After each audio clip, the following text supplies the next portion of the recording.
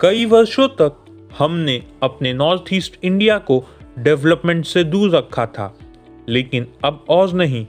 अब north east को मुख्य भारत से कनेक्ट करने के लिए बहुत तेजी से काम किया जा रहा है और इसी विषय में हमारे इंडियन रेलवेज ने दीमापुर कोहिमा रेलवे कंस्ट्रक्शन पर अपडेट जारी किया है। इंडियन रेलवेज ने अपने ट्वीट में बताया कि इस प्रोजेक्ट पर इंडियन रेलवेज बहुत ही तेजी से लगी हुई है और इस समय 3 टनल्स को कंस्ट्रक्ट किया जा चुका है, 3 एडवांस स्टेजेस में हैं और 14 मोबिलाइजेशन स्टेज में। ब्रिजेस के बारे में बात करते हुए कहा गया है कि मेजर सुपरस्ट्रक्चर ब्रिजेस 4 कंप्लीट किए जा चुके हैं, 8 इन प्रोग्रेस हैं।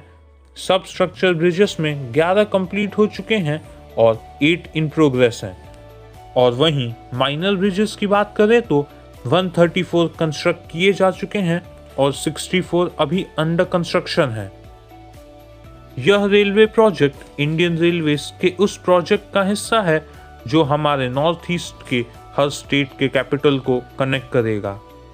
वैसे तो इस प्रोजेक्ट को 2006 में ही शुरू कर दिया गया था, लेकिन अब तक कंस्ट्रक्शन पूरा नहीं किया गया है और अभी इंडियन रेलवेज की माने तो इसे पूरा होने में और कुछ वर्षों का समय लगेगा।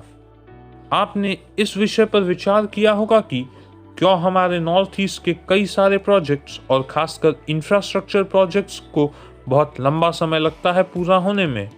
तो इसके 2 कारण हैं।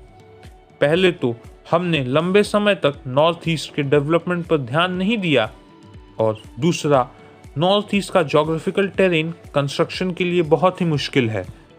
यहाँ घने जंगल, कई सारी नदियाँ, पहाड़, वैलीज और भी बहुत सारे दिक्कतें हैं और इन कारणों से पहले तो यहाँ कंस्ट्रक्शन के लिए भारी भरकम इंजीनियरिंग इक्विपमेंट्स ले जाना ही मुश्किल है और फिर कंस्ट्रक्शन शुरू करने के बाद यहाँ कई सारे पहाड़ होने के कारण टनल्स और ब्रिजेस कंस्ट्रक्ट करने में समय लगता है।